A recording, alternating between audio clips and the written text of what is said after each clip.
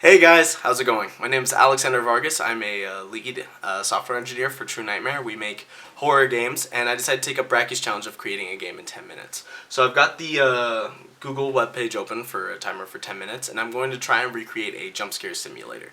You'll notice I'm not using the Unity engine, I'm using Unreal. That's because that's what we use in True Nightmare. And I'll just go ahead and get started. There's some pre-imported meshes, don't worry, nothing's programmed. Let's go ahead and get started. 3, 2, 1, let's go. Alright, so we're going to go ahead and start off being a normal jump scare simulator. I want to get a directional light set from above. I'm going to go ahead and lift that and then get its angle, just be kind of downwards. And, well, actually not that. We want to, whoops, yeah. A spotlight is more or less what we're looking for. Spotlights are pretty cool. And so we're going to go ahead and lift this up just a little bit. Increase its intensity. Boom. And then this is where we are going to be playing. So we're going to first need a player. So player character. And this is going to be you, or the player. We have a camera, just like that, and he's already done. We're also going to need the jump scare. So we're going to have an actor. It's going to be Ian. This is the name of the demon that we actually have in our newest horror game called Alone. So we're going to go ahead and use him. We previously imported one of his meshes. So he's really big, so we're going to make him just a little bit smaller. There we go. And then Ian is going to need, and let me just make sure I have the right one really quick. Animation asset, no. Okay, maybe it's this one. Yep, okay, this is the one we want.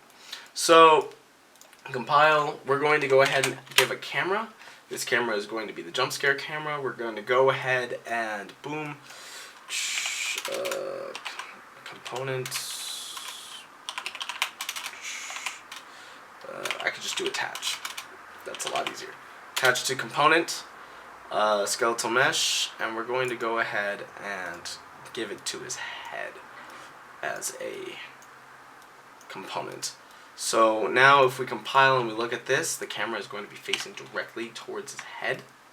And we want to make it look like you're being grabbed by him. So we want it to be a good distance away from Ian.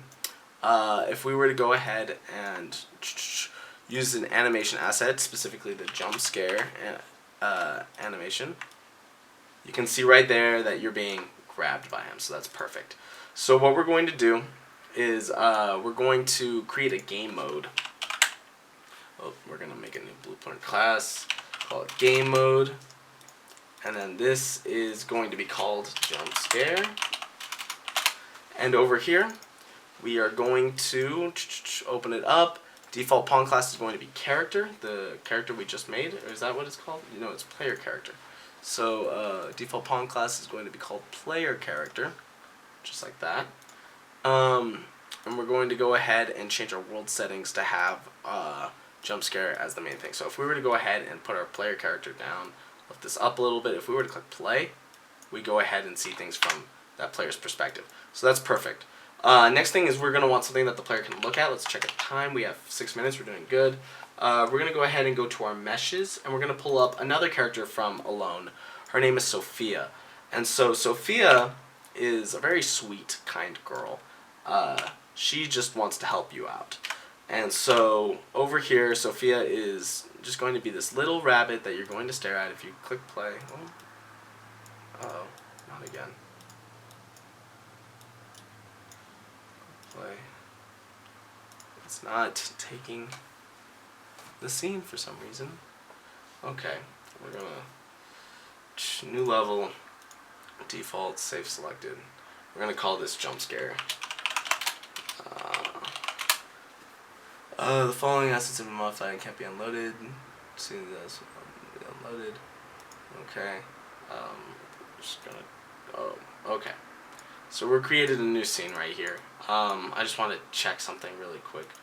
So if I were to get my player character, go ahead and lift him up, get my jump scare, world settings, oops, game mode, jump scare, and click play. Okay. Then it looks like, oh, because that's the player start. So we're going to have to This is awkward. That's what I've been doing wrong. I'm going to go ahead and file, new level, new empty level. I'm just going to go ahead and waste time. So this is in our maps portion. So we don't actually need to do that. Go ahead and open maps, save selected, cancel, shoot, don't save. Okay, so I don't want to put the player character here. I want to go ahead and delete that, and I want to get a basic player start is what I'm looking for.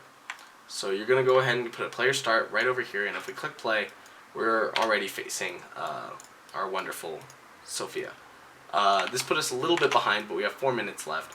I'm going to go ahead and put our Ian right here behind us. Already looking very creepy, doing his job. And 90 right here. Let's go ahead and make sure he's right behind our player character, which he is. Ian's a little bit dark, so we're going to have to give him a spotlight. Spotlight. Or not a spotlight, a point light. Point light right over here. And this point light is just to make sure that we can see him all right. That's okay. We don't need to focus on anything too specific. So now we have to get into our blueprint, original level blueprint class. So we're going to go ahead and create a variable. It's going to be called JumpTick. And we're going to make that into an integer. And so JumpTick, we're going to set JumpTick to be a random integer between 0 and 10. So anywhere between 0 and 10 is going to be your jump scare. And then we're going to create event on spacebar, which means that whenever the spacebar is pressed, we are going to get our jump tick and we're going to decrement it just by 1.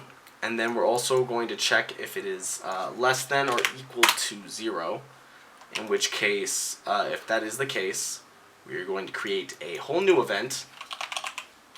Oh, not an event tick.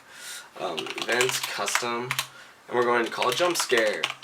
And so if it is less than or equal to 0, we are going to perform the jump scare, in which case we're going to get player, oh, I need to type first, get the player controller right here.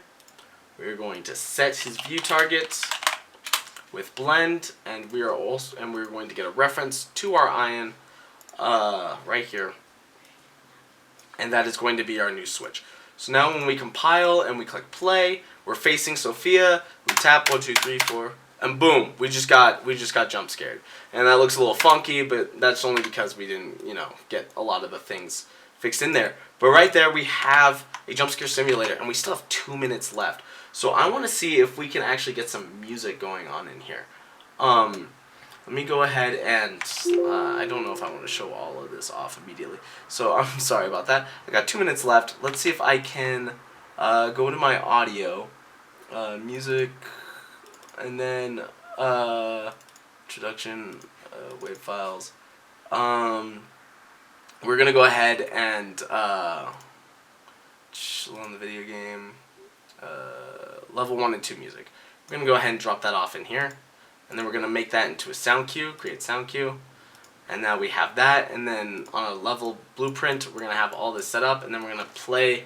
Wait, no, this is not the begin play. We're going to set up the jump tick, and then we're going to play sound 2D. And that's going to be our, oh wow, level 1. And, what's it called? It's just, oh, LVL 1. I don't know why I have so many. Oh man, I have so many sound effects in here. I probably should have checked before doing all that. So now when we go ahead and we click play, we have, if it'll load, oh my, alright, we have a minute left. It's running. There we go. We can hear some creepy music going on. So you go ahead, boom, you get jump scared. And so, we want to go ahead and stop that real quick. So we got some cool creepy music. We have 1 minute left. Let's see if we can get I wonder, actually, now that I know that I have some audio here, I wonder if we already have the jump scare audio. Play sound 2D jump scare. Let's test our luck. There we go. So jump scare. And so meaning that now if we play the game, we have this creepy music. Look at that. We got jump scared.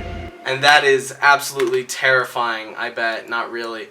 But that is how you create a jump scare simulator with 20 seconds left going on. So I know that's not the best quality work, but hey, you're making a game in 10 minutes, you're having some fun.